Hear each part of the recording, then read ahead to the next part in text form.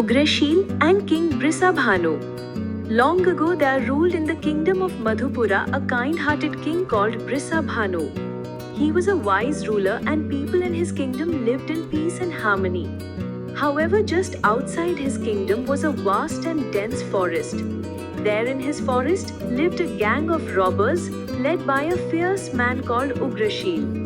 The gang often terrorized the villages near their forest and killed people after looting them.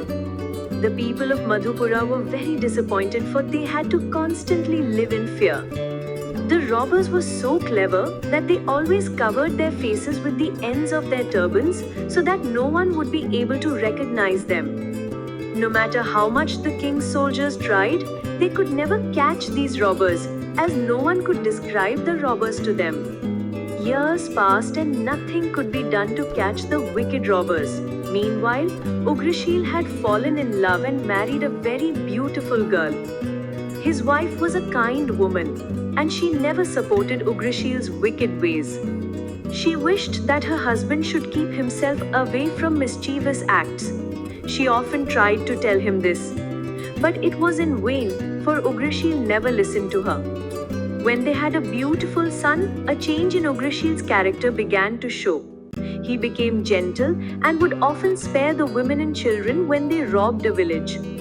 He loved his son very much. One day, when Ugrashil was resting after a meal, he dreamt that the king's guards had caught him and that they had thrown his wife and his son into the river. He woke up sweating. He decided that he would give up this life of a thief and make an honest living. He called a meeting with his gang members and told them this. "But Captain, you cannot do this," they exclaimed. "We would be lost without you." His gang did not wish that he would leave them. It could be dangerous for them if he surrendered. And soon Ugrashil found out that they were plotting to kill him. Fearing for his life and his family's safety, he ran from the forest that night and reached the royal palace in the city. There he asked his wife to wait with his son as he climbed the walls and entered the king's bedroom through the window. He touched the king's feet and begged for mercy. The king woke up at once. "Guards! Thief! Guards!" he began to shout.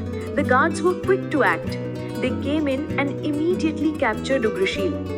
Ugrashil said with folded hands, "Great king, I am no thief. I have a wife and a son and I have nowhere to go.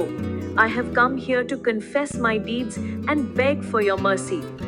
On hearing the man and seeing the tears in his eyes, the king calmed down. He asked the guards to let go of Ugrashil. Ugrashil confessed everything and promised to tell the whereabouts of the other members of his gang. The king understood. He produced a little bag of money and gave it to Ugrashil.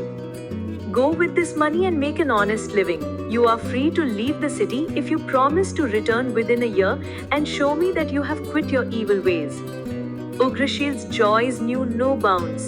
He took the money, touched the king's feet once more, and left the city with his family that very night. Betal asked Vikramaditya, "Great king, do you think the king made the right decision to pardon the cruel thief?"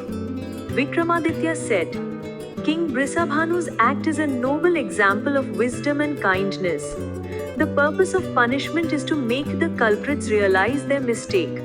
Since Ugrashil had already realized his mistake, it was right that the king should pardon him. This might set an example for the other robbers when they hear of it, and they too might want to surrender." Vikramaditya's answer made Betal rise from his shoulders once more and fly towards the tree. The king turned around and began chasing him.